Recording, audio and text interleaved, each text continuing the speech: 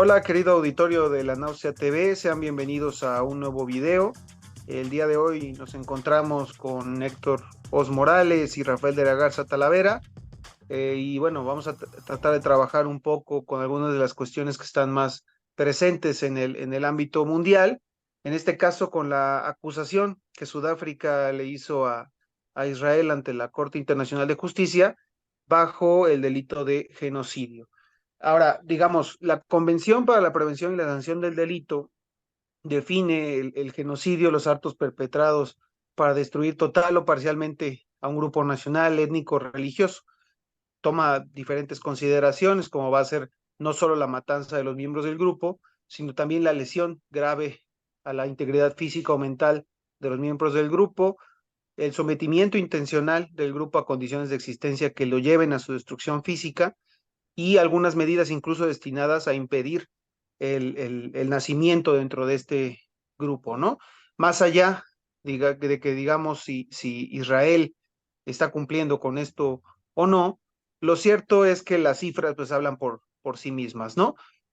Más de 24,000 muertos, la mayoría de ellos niños, ataques indiscriminados a la infraestructura civil y peor aún a hospitales y a escuelas, que ha sido incluso testificado por miembros de la Cruz Roja. Y solo para hacernos una idea, ¿no? Comparando los datos de la ONU y de las autoridades de Gaza, durante el primer mes de la guerra en Gaza murieron más personas que en todo el primer año de la guerra en Ucrania, y con datos de Save the Children, el número de niños muertos en 3 semanas en Palestina fueron más que en todos los demás conflictos mundiales entre 2020 y 2022. Esto, digamos, más allá de las definiciones y si se considere que cumplen con estas consideraciones o no, lo innegable es que Israel está violando las reglas establecidas por el derecho humanitario internacional y que, bueno, que a grandes rasgos lo que plantea es que el fin no justifica los medios, ¿no? En ese entorno, Héctor, ¿cómo entender esta acusación por parte de Sudáfrica y por qué particularmente en esta corte? Gracias, Jesús. Gracias, Rafa, a todos los que nos acompañan. Bueno, como lo hemos venido comentando, ya tenemos un par de programas al respecto. Pues la situación es trágica en muchos sentidos, pero bueno, precisamente pensar un poquito en la conformación de esta corte, digamos, analizarlo en términos generales, un poco pensando en el panorama histórico de cómo se ha conformado el sistema mundo durante el último siglo, los últimos 70 años. Pensar que esta corte, la Corte Internacional de Justicia, es parte precisamente de todos estos acuerdos que vienen de la Segunda Guerra Mundial, de la conformación de este orden mundial que se forja tras la derrota del eje de alemán, etcétera, y que tiene que ver, bueno, con instituciones que todos hemos conocido, que todos hemos escuchado, y la principal de ellas es evidentemente las Naciones Unidas. Hay instituciones de tipo económico, que son los famosos tratados, los acuerdos de Bretton Woods, que tienen que ver con el Fondo Monetario Internacional, con el Banco Mundial, instituciones, por otro lado, también llenas de polémica y de formas de actuación que no han sido precisamente las más socorridas para pensar en términos de desarrollo para los pueblos, pero sin duda otra parte importante tiene que ver, digamos, con la creación de un sistema de derecho en términos internacionales, y una parte de esa creación de un derecho internacional tiene que ver con esta Corte Internacional, ¿no? Hay antecedentes previos que vienen de la Liga de las Naciones, etcétera, etcétera, pero bueno, para concentrarnos en la creación de esta corte, parte precisamente de 1945, 1946, en la que, bueno, básicamente la idea de esta corte es dirimir las disputas que se puedan dar entre estados, dirimirlas de forma pacífica, de forma supuestamente legal, siguiendo un esquema más o menos de derecho internacional, antes de llegar a situaciones conflictivas y situaciones como la que estamos presenciando. Ahora bien, dicho eso y teniendo en cuenta los antecedentes de esta corte, creo que es importante no confundirla con la Corte Penal Internacional, con el Tribunal Penal Internacional, que es el que escuchamos, digamos, más a menudo, pero eso básicamente se centra contra personas que han cometido delitos de genocidio, delitos de lesa humanidad, crímenes de guerra, etcétera, etcétera. Son muy sonados los casos, por ejemplo, de Pinochet, quien fue enjuiciado en esta Corte Penal. A Putin se le tiene denunciado en esta Corte Penal, pero bueno, aquí tenemos un ámbito distinto, que es la Corte Internacional de Justicia, donde, insisto, lo que se dirimen son disputas entre países, entre entes, que son los que firmaron precisamente la Convención de la ONU. Todos los países que son miembros de la ONU, de una u otra forma, están sujetos a lo que se dirima en la Corte de Justicia Internacional. Entonces, bueno, lo que vimos, y vamos a ver un poquito más adelante cuáles son los límites que tiene esta Corte, que son evidentemente muchos, y las resoluciones a las que se lleguen o a las que se puedan llegar, vamos a ver que básicamente son resoluciones sin dientes, resoluciones que no pueden aplicarse, porque básicamente para que se pueda aplicar una forma de derecho, cualquier forma de derecho, sea derecho legal, consuetudinario, tiene que tener una fuerza detrás, una fuerza que sea capaz de poner en términos coercitivos esas resoluciones en práctica. Imagínense que un juez dicta cualquier sentencia, pero no hay una policía, no hay un Estado capaz de ponerla en práctica, en marcha, pues es una resolución que no tiene absolutamente dientes, y es el caso precisamente de la Corte Internacional de Justicia. Cualquier resolución a la que se llegue, inevitablemente va a encontrar el veto, como ya lo hemos dicho en repetidas ocasiones anteriores, de alguno de los 5 países cuando esa resolución llega al Consejo de Seguridad de la ONU para ponerse en práctica. Pues bueno, a mí se me hace interesante que se haya presentado esta denuncia por parte de Sudáfrica. No dejar de recordar precisamente que Sudáfrica viene saliendo apenas hace unos 20 años, en la década ya de los 90, de un sistema de apartheid, que es precisamente parte de lo que se está denunciando para el caso de Israel y Gaza. Y por otro lado, bueno, eh, no dejar de señalar que precisamente esta corte, todo este sistema legal de derecho internacional sobre el cual podemos hacer muchas críticas, pues en buena medida está basado precisamente en lo que aconteció durante la Segunda Guerra Mundial y en lo que aconteció con el pueblo judío. Es decir, lo que tenemos es básicamente una vuelta de tuerca, un cierre de siglo en el que en 1945, en la década de los 50, se funda un sistema internacional, una organización de las Naciones Unidas, una Corte de Justicia Internacional, precisamente pensando en evitar cuestiones como el famoso holocausto. Después recupero la cuestión del holocausto porque es uno de los argumentos de Israel, pero bueno, por el momento decir eso, ¿no? Es una cuestión de derecho internacional para dirimir entre disputas entre países. Después podemos ver exactamente qué es lo que alega Sudáfrica, qué es lo que alega Israel, por qué no va a tener digamos, repercusiones más allá de lo simbólico, pero creo que le puedo dejar por ahí en una primera repasada, señalar eso, que la Corte Internacional de Justicia tiene como objetivo prevenir cuestiones como la matanza de los judíos en los 40, en los 30, en los 40 del siglo pasado, y miren dónde estamos ahora, ¿no?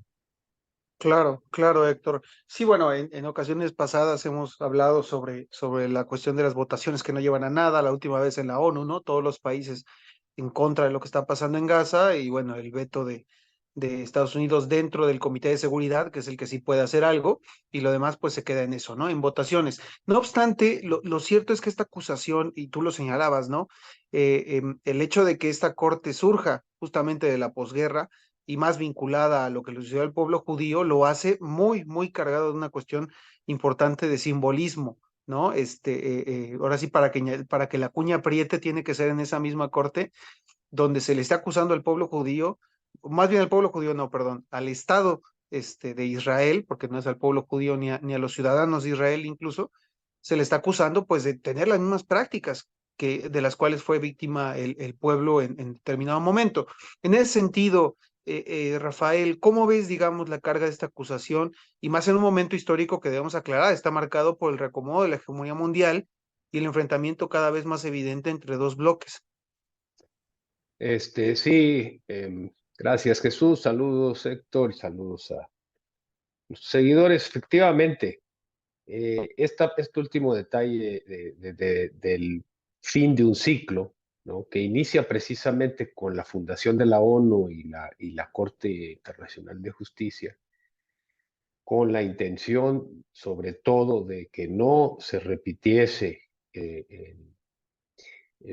la dinámica genocida de Alemania, del Estado del Tercer Reich contra la población judía, y no solamente judía. Recordemos que aparte hay gitanos, o sea, los alemanes inclusive echaron gente que tenía problemas mentales, deficiencias físicas, etcétera.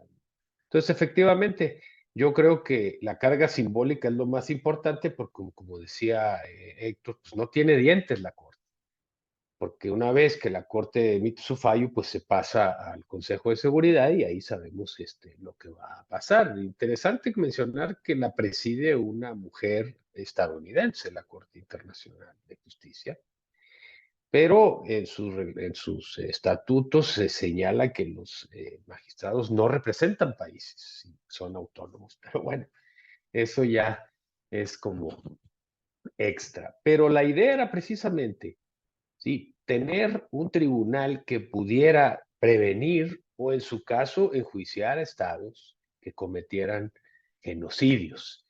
Y es aquí cuando se definen los crímenes de lesa humanidad, que son el genocidio y la desaparición forzada, que son crímenes de lesa humanidad y en los que se basa toda la Corte y toda la propuesta de derecho internacional a partir de la Declaración de los Derechos Humanos, después de la Segunda Guerra Mundial.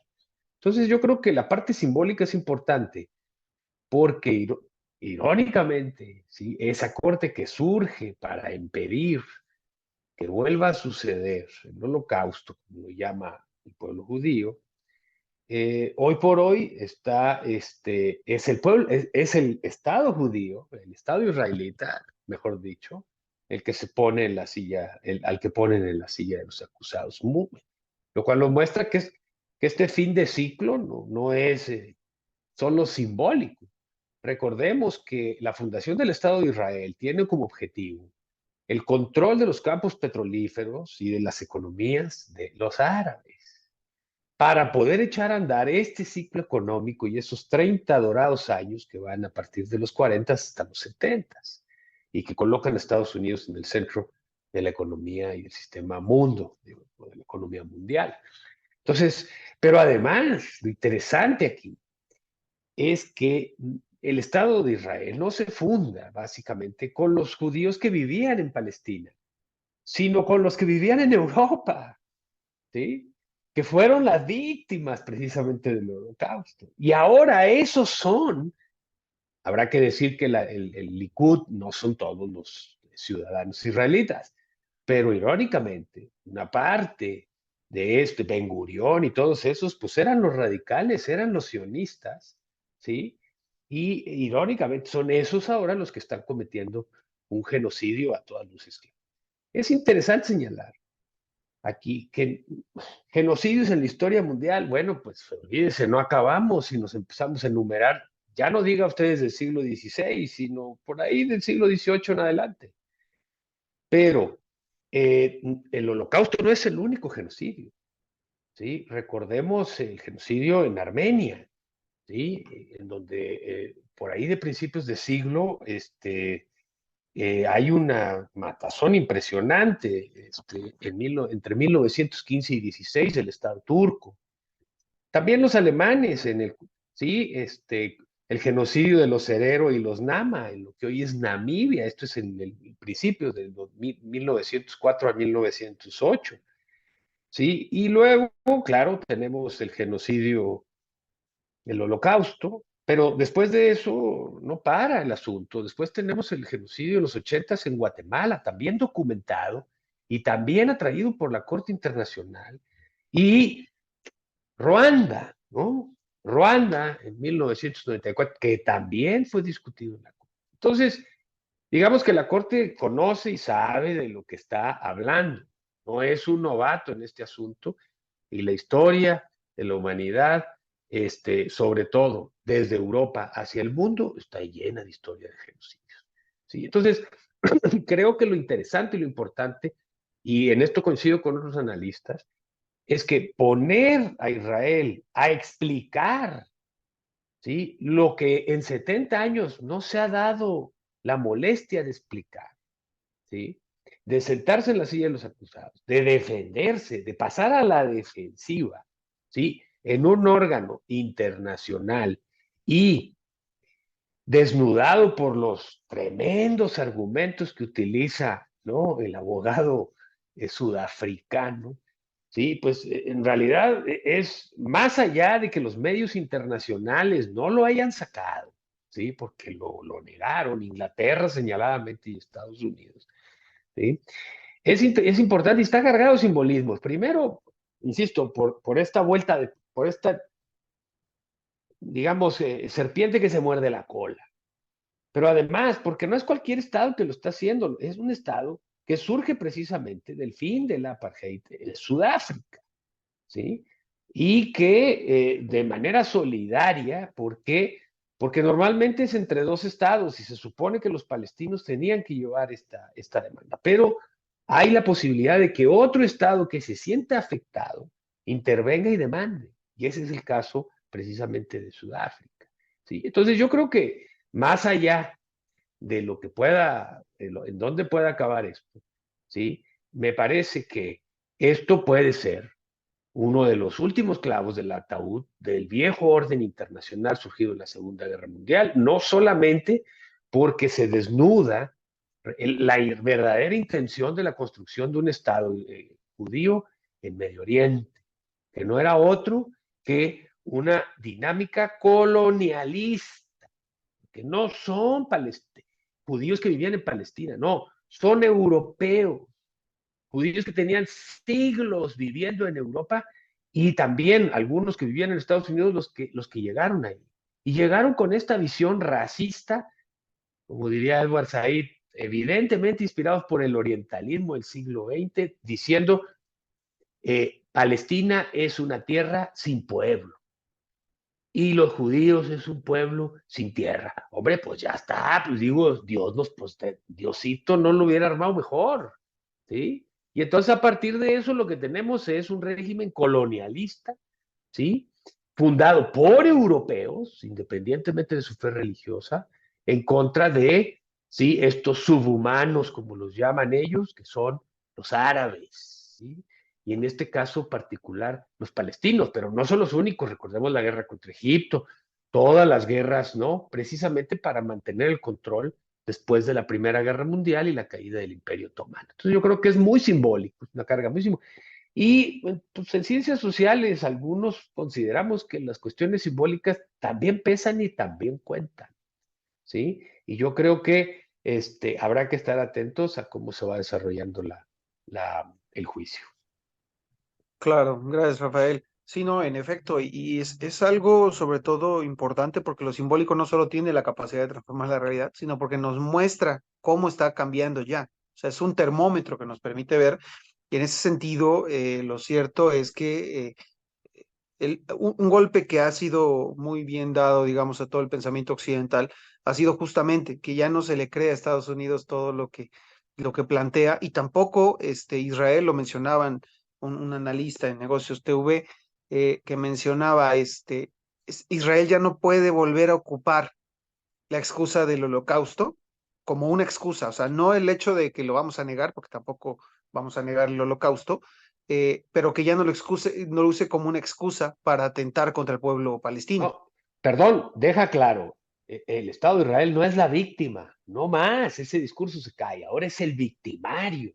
Y es por eso que está sentado en la corte. Entonces, digo, no es menor el asunto. En efecto, sí, no, bueno, y más como lo planteábamos, ¿no? Estamos en un entorno que evidentemente, en el que evidentemente lo que diga Estados Unidos ya no es lo que se impone, ¿no? Para una muestra, habrá que recordar lo que hace unos días, el día de ayer en particular, Li Qiang, el enviado chino al foro de Davos, planteó, ¿no? Que fue no un golpe con guante blanco, fue una cachetada directa en la hipocresía de Occidente, señalando que la supuesta multilateralidad de Occidente es unilateral, no existe. Eh, digamos, el enviado del Partido Comunista Chino, en términos de simbolismo, el enviado del Partido Comunista Chino hablándoles a los demócratas occidentales, pues diciéndoles que no son capaces de cumplir sus propias reglas y de dialogar con los demás países, ¿no? Ahora se nos hace muy sencillo todo esto, pero es un entorno en que el debate internacional ha cambiado de forma radical después, sobre todo de la pandemia y del conflicto en Ucrania y ahora en Gaza, ¿no? En el que vemos justamente que Estados Unidos ya no es, digamos, no le es tan fácil, digamos, continuar con la política, digamos, exterior que había tenido hasta ahora, ¿no? Sí, Héctor. No, adelante. Ok. Sí, bueno, para terminar entonces un poco, ¿hacia dónde creen que irá la resolución y qué papel creen que tendrán, digamos, estos reacomodos para el curso de la guerra, tanto en Gaza como futuros conflictos, ¿no? Sigue vivo la cuestión en Ucrania, donde están a punto de entregar a Zelensky, pero no terminan de hacerlo. Israel está tratando de defenderse en la corte diciendo que ellos están amenazados por todo el mundo árabe y que es simplemente un mecanismo para, para defenderse. digamos, más allá de la resolución que pueda haber, si es vinculante o no, creo que es innegable que no van a poner un alto a Israel, más allá de cuál sea la decisión, y eso lo dijo Netanyahu y lo han dicho las autoridades israelíes, ellos pese a todo van a continuar con su ofensiva, que es abiertamente, ellos lo han dicho, de exterminio del pueblo palestino, ellos vinculados a Hamas, pero bueno, entre las patas se llevan a todo el pueblo palestino. ¿Cómo ven entonces qué es lo que puede pasar a continuación? Sí, un poquito retomando, digamos, lo que planteaban tanto Rafa como tú en términos de esta lectura general, yo creo que lo que tiene que quedar claro va precisamente por ahí, es decir, no vamos a decir que no existe un derecho internacional, existen convenciones, existen tratados, existen cortes como esta, pero lo cierto es que es un derecho internacional que está fundado en intereses coloniales, en los intereses precisamente del hegemón que surge a partir de la Segunda Guerra Mundial. Entonces, mencionado, por ejemplo, Rafa, los casos de Ruanda, los casos de genocidios que ha habido ya ni siquiera, como decía Rafa, ya ni siquiera en el siglo XIX, sino en el siglo XX, en el propio siglo XX, los casos de Myanmar, que precisamente de una u otra forma, si rastreamos la historia, tiene que ver precisamente con la influencia de estados coloniales en territorios de Asia, de África. Y ese es otro punto que podemos ver, por ejemplo, para el caso de Myanmar, del genocidio de Myanmar, también quien puso la denuncia en la Corte Internacional fue un país africano, fue Gambia. Entonces, ver precisamente cómo esos países que han estado sujetos al yugo colonial por siglos, pues de una u otra manera son los que ponen cara frente a esta situación. Y la otra, no olvidemos que Sudáfrica es la S que está al final de los BRICS. Entonces, eso es otra forma también de empezar a poner la cuestión a debate de, como bien decía Jesús, pues lo que dice Estados Unidos ya no va a misa, o al menos ya no va a misa exclusivamente, ¿no? Hay otros actores que empiezan ya a poner cara y precisamente lo que hay que ver es pues la decadencia y la irrelevancia de estos organismos supranacionales que van de la mano precisamente con la decadencia de los Estados Unidos también como potencia hegemónica. Digamos, para responder un poquito tu pregunta, para ir llevando hacia un cierre esta conclusión, esta plática, no somos ninguno de nosotros expertos en derecho, afortunadamente, pero fue interesante, es interesante ver la forma en la que están planteados los argumentos por parte de Sudáfrica en términos de la Convención para la Prevención contra el Genocidio. Ojo, no se están denunciando todos los crímenes de guerra que está constatado que ha cometido Israel, no solamente en estos últimos 2 meses, sino por los últimos 70 años. No se está ni siquiera juzgando todo eso. Lo único que se está diciendo es que se tiene que prevenir que se produzca un genocidio a mayor escala todavía, ¿no? Entonces parece que lo único que se está buscando es que se impongan ciertas medidas provisionales que tienen que ver con que se detengan las operaciones militares, con el evitar tomar medidas innecesarias, con acabar con décadas y décadas de bloqueo. Se me hacía muy interesante cómo lo ponía uno de los representantes precisamente de los jueces sudafricanos, de la gente de Sudáfrica que fue a poner esta denuncia, dice, esto en realidad se trata de un continuum de violencia que se viene arrastrando de 1948. Y dice Israel, pero ¿por qué desde 1948? ¿Por qué no nos vamos al siglo XII, al XIII, XV? Pues porque no existía Israel, tan sencillo como eso, no existía un Estado de Israel al que se pueda culpar. Entonces, pero lo cierto es que desde que existe el Estado de Israel, pues llevamos años y años viendo cómo estas medidas tienen que ver efectivamente con una cuestión genocida. Y como mencionabas al principio de esta plática, Jesús, pusiste la definición que se tiene, digamos, en términos de derecho internacional, de prevenir la existencia de un pueblo, ¿no? Ya sea por motivos de raza, étnicos, religiosos, etcétera, pero de una u otra forma eso es lo que estamos viendo en el caso de Israel, e insisto, lo hemos visto no solamente desde el 7 de octubre pasado, sino por décadas y décadas. Entonces, eh, efectivamente, probablemente la Corte, para empezar, va a tardar un par de meses en sacar alguna resolución. Yo veía que hay casos que siguen pendientes de resolución, casos que tienen que ver con la guerra de Ucrania, casos que tienen que ver incluso con conflictos que hay aquí que comentábamos ya sobre Venezuela y Guyana. Hay un conflicto que está en la Corte y que lleva años sin resolverse. Entonces sabemos que los procesos judiciales en todo el mundo son bastante ineficientes, bastante lentos, pero más allá de que se produzca una serie de declaraciones, de medidas. A mí lo que se me hace interesante es precisamente dejar en claro eso, que Israel ya no tiene, digamos, hay dos argumentos que ya son irrelevantes a este punto. Uno, como bien lo comentaban, el del Holocausto, y que de todos modos es el que sigue poniendo Israel. Con eso iniciaron su participación y con eso la cerraron en la Corte Internacional, recordando el Holocausto, que como bien dice Jesús, nadie va a negar. Pero en este momento no es eso lo que viene a cuento y está bastante lejos de ser esa cualquier justificación para lo que estamos viendo. Y la otra, ya tampoco pueden ser, ya tampoco puede ser pretexto el 7 de octubre, independientemente de lo trágico y de lo condenable que puedan ser los ataques de Hamas. En este momento estamos lejísimos de cualquier situación que tenga que ver con esos ataques en concreto. Ya no pueden ser una justificación de una operación que, como bien comentaba, y no tenemos cifras exactas, pero estamos llegando casi a 30,000 muertos, 3,000 desaparecidos, 70% de las casas en la franja de Gaza destruidas. Creo que ese dato por sí solo es bastante relevante. Si le destruyen el 70% de los lugares donde vive la gente y luego no se va a hablar de genocidio, pues entonces ¿de qué estamos hablando, no? Sí, sí. Eh, la justicia es lenta y no es porque esté ahí Gers Manero, no, no, Gers Manero está acá en México. Entonces, claro, pues cuando la cosa no, pues ahí le van dando y le van dando y se va haciendo lento. El asunto no es lo que hay que, no hay que perder de vista, en todo caso, en Fíjate, consecuencia. déjame decir nada más ahorita que comentas eso. Aparte de que es lenta, dijo, la justicia tiene que imponer mediante la fuerza, ¿sí? Fuerza. Entonces, Estados Unidos ha impuesto su justicia cuando ha querido. Pues hace falta una forma distinta de entender el plano geopolítico para que se imponga una forma de justicia, valga la redundancia, más justa para esos pueblos que han sido oprimidos, pero no se impone nada más por la buena voluntad de los tratados internacionales y de los derechos humanos, se impone por la fuerza. Sí, en todo caso, sí, y evidentemente estas instituciones de ese acuerdo surgido en 46 con la ONU están implosionando en realidad.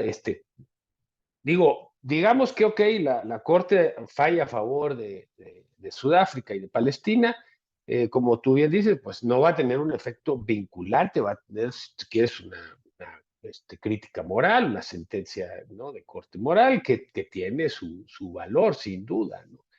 Ahora bien, ¿hacia dónde va el asunto? Bueno, sí, y también, insisto, basado en analistas, digamos, que conocen más esto, pues este es el fin de Israel como Estado judío. Y no porque lo vayan a derrotar los palestinos, sino porque va a reventar por dentro.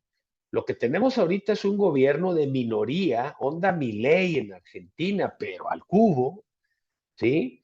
Que no cuenta con el apoyo ni de los judíos del exterior, vea usted lo que está pasando en Estados Unidos o en Inglaterra, ni de buena parte de los judíos al interior del Estado, ¿no? Entonces, es una minoría que de alguna manera se quiere mantener en la palestra política estirando la liga y lo único que está haciendo es poner no solamente en riesgo el poder de su fracción política, en este caso el Likud, sino de la existencia misma de Israel. Porque Israel deja de existir en el momento en que Estados Unidos se levante de la mesa. En ese momento se acaba. Israel siempre ha sido una quimera. Siempre se ha sostenido básicamente con capitales europeos, ingleses y estadounidenses y con armas estadounidenses europeas para golpear a los árabes. Hace 70 años los árabes estaban divididos. Hoy no. Hoy los árabes están mucho más conscientes de su papel, tienen países organizados a los que ningún país, por más que poderoso que sea, pueden entrar. Y la vieja división entre los saudíes y los iraníes está prácticamente desbaratándose. Se están conversando y tenemos además un poder como es el de China que está precisamente en las BRICS y metiéndose al grado de que Arabia Saudita está haciendo negocios con China, sin el dólar. ¿Sí? Entonces, claro, esta situación no hay que perderla de vista, porque entonces, si no, pues si lo aislamos, pues pensamos que Israel y Estados Unidos siguen siendo, sí, el centro y no lo son. Entonces, en realidad, me parece que esta fracción sionista, ultraderechista, fundamentalista, pues básicamente lo que va a lograr es acabar con una nación frágil que en realidad siempre fue una colonia europea y estadounidense en el corazón del mundo árabe. ¿Qué más se viene? Mayor aislamiento de Estados Unidos y Israel. Esto también cuenta. Porque si usted compara el apoyo que tenía Israel en los primeros 30 años, incluso hasta los años 80 y 90, comparado con la situación hoy, no es comparable. No es comparable. Tampoco vamos a comparar el control geopolítico de Estados Unidos en la Guerra Fría con el que tiene hoy. ¿Sí? Los Boeing ya no sirven. El ejército estadounidense no es el más poderoso del mundo, por más que se lo vendan. No lo es. Están batallando incluso para tener personal para los portaaviones, porque la gente no le quiere entrar, ¿no? Entonces, bueno, yo creo que lo que viene en realidad es, en la medida en que Israel no se va a detener por cuestiones de justicia, se va a detener básicamente porque Estados Unidos va a tener que retirarse, como ya lo está haciendo de Ucrania, como bien lo dijeron y lo dijimos aquí, ¿no? Pues, ¿quién aguanta? ¿Hasta dónde les puede lograr? O se van a ir de plano los dos al basurero de la historia juntos, ¿no? Israel y, y el viejo Estados Unidos, ¿no? Entonces yo creo que eso viene, por ahí, esto va a ser importante tenerlo en cuenta. Ese aislamiento internacional va a hacer más fuerte la oposición al mundo unipolar y evidentemente las consecuencias, pase lo que pase en este conflicto, van a abonar a un cambio en la geopolítica y a un fortalecimiento del multilateralismo. Eso téngalo por seguro. No vaya usted a pensar que el multilateralismo nos conviene a los países colonizados o neocoloniales. No, no. Si los chinos también hacen negocios, ¿no cree usted? ¿Sí? Entonces, no es eso, pero se abren oportunidades, se abren fisuras en un mundo unipolar, sobre todo a partir de los años 70, 80, que se mantuvo con la fuerza del Fondo Monetario y otras instituciones precisamente surgidas de la ONU, ¿sí? y, eh, y por un ejército que a final de cuentas no es ya el dominante en términos tecnológicos ni en términos estratégicos, a pesar de que tengan bases por todo el mundo. Falta una base en la Luna y otra en Marte, y con eso pues yo creo que ya estaría mejor, ¿no?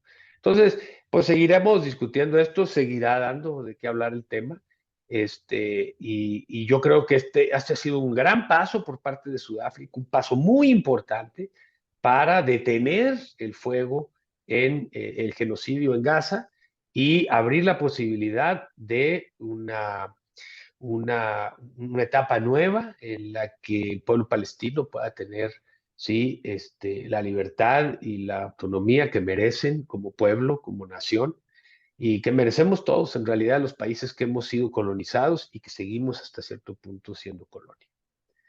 Claro. Gracias. Sí, bueno, excelente, Rafael Héctor, muchas gracias. Recordemos, digamos, la importancia de esta temática, sobre todo en un entorno en el que se vuelve imperante, ¿no? Mecanismos eficientes, pues, para llegar a resoluciones, porque, bueno, no es lo único que hay, ¿no? Ahora Finlandia también está empezando a tener problemas con Rusia, sabemos todo el problema que hay en los Balcanes, ¿no? No recordemos, y bueno, Rafa nos recordaba la cuestión del genocidio armenio. También tenemos problemas entre India y Pakistán. Entonces, justamente lo que aboga, al menos en el discurso chino, es justamente ahora sí no a tirar el bebé con todo y agua, sino justamente empezar a buscar la forma de aplicar esta justicia internacional en un mecanismo en el que los países poderosos no tengan toda la voz sobre los países subdesarrollados o digamos más pequeños. Perfecto, pues muchísimas gracias a nuestro auditorio. Recuerden darle like, compartir, comentar cualquier cuestión, cualquier opinión que tengan en estos videos y bueno, seguirnos viendo en próximas entregas. Gracias.